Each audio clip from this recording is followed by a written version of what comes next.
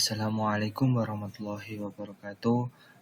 Perkenalkan nama saya Fahrama Yurdan Kesuma Putra dengan NIM 2406051101124.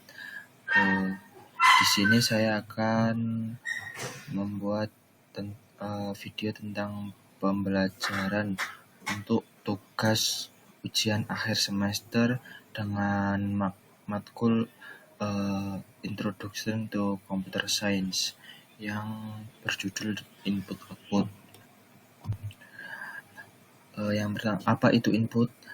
Input adalah data atau informasi yang dimasukkan ke dalam sistem atau perangkat, baik secara manual atau otomatis, untuk diproses lebih lanjut.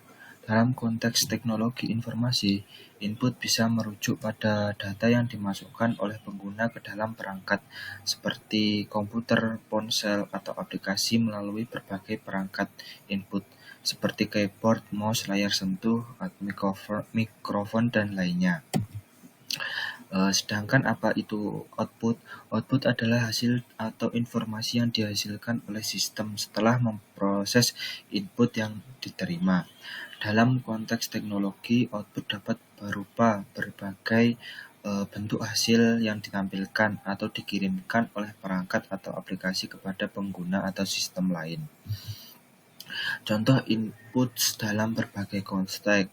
Yang pertama yaitu teknologi komputer. Perintah seperti perintah suara, Google Assistant, input dengan gestur tangan yang disebut dengan Kinect.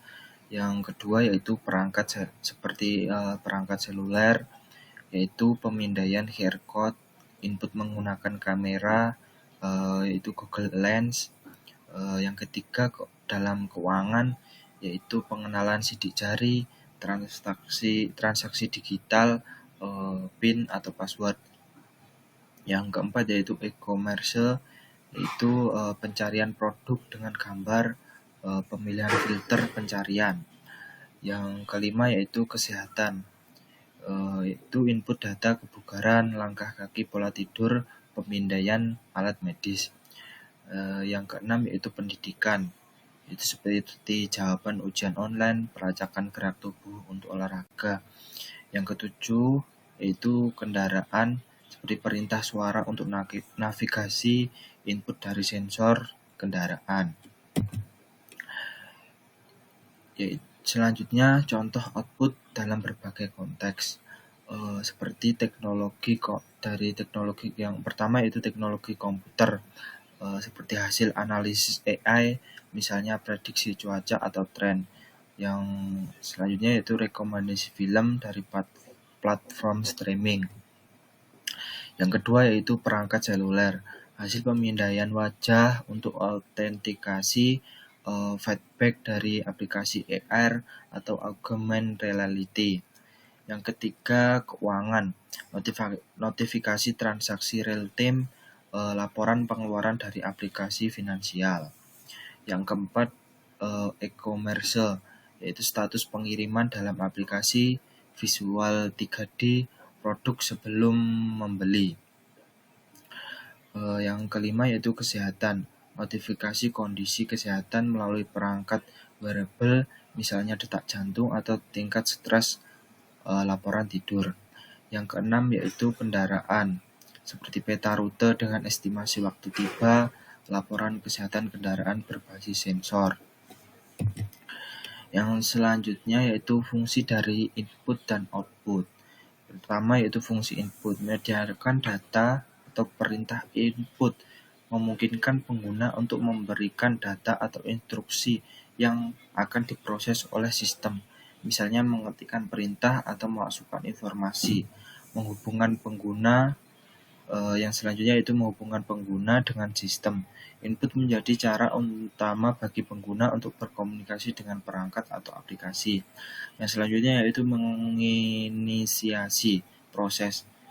Input adalah langkah pertama dalam siklus pemrosesan informasi yang memulai perhitungan, pengelolaan data, atau eksekusi perintah. Yang kedua yaitu fungsi output, menyampaikan hasil pengolahan. Output menunjukkan hasil dari proses atau perhitungan yang dilakukan berdasarkan input yang diberikan, misalnya tampilan hasil pencarian atau laporan analisis. Yang selanjutnya itu memberikan umpan balik kepada pengguna. Output memberikan informasi atau reaksi dari sistem kepada pengguna yang bisa berupa notifikasi, laporan, atau tindakan yang dihasilkan oleh perintah input. Yang selanjutnya itu menyelesaikan proses. Output adalah bagian akhir dari proses informasi, memberikan hasil yang berguna untuk pengambilan keputusan atau tindakan lanjut oleh pengguna. Selanjutnya itu penerapan input output menggunakan aplikasi Babel pada jurnal yang sudah saya review. Yang pertama sebelum itu yaitu aplikasi Babel. Aplikasi Babel adalah aplikasi pembelajaran bahasa yang menawarkan kursus interaktif dalam berbagai bahasa seperti Inggris, Spanyol, dan Prancis. Aplikasi ini fokus pada pembelajaran berbasis percakapan dan latihan keterampilan, mendengarkan, berbicara, membaca, dan menulis. Babel menggunakan metode yang disesuaikan dengan kemampuan pengguna dan merupakan model berlangganan untuk akses penuh ke kursus. Hubungan aplikasi Babel dengan input-output ini. Dalam aplikasi Babel, input dan output dapat merujuk pada proses pembelajaran yang terjadi saat pengguna berinteraksi dengan aplikasi. Berikut adalah hubungan antara keduanya. Yang pertama, input merujuk pada data atau informasi yang dimasukkan oleh pengguna seperti memilih pelajaran, menjawab pertanyaan, atau masukkan kata-kata dalam bahasa target. Yang kedua yaitu contoh input dalam Babel termasuk mendengarkan percakapan, menulis jawaban, atau berbicara untuk latihan pelafalan. Untuk outputnya merujuk pada hasil dari interaksi pengguna dengan aplikasi seperti umpan balik, koreksi, atau hasil dari latihan yang telah dilakukan.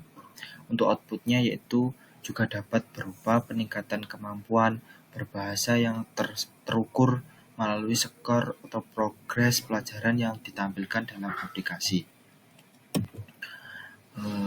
Yang selanjutnya itu penerapan aplikasi Babel dan manfaatnya untuk kehidupan. Penerapannya yaitu aplikasi Babel membantu pengguna belajar bahasa asing secara fleksibel, baik untuk persiapan pembelajaran, pekerjaan internasional, atau meningkatkan komunikasi. Untuk manfaatnya yaitu termasuk kemudahan akses, peningkatan kemampuan multibahasa, peluang karir yang lebih baik, serta merangsang kemampuan kognitif dan sosial pengguna. Sekian video pembelajaran dari saya. Terima kasih apabila ada salah kata, saya mohon maaf. Wassalamualaikum warahmatullahi wabarakatuh.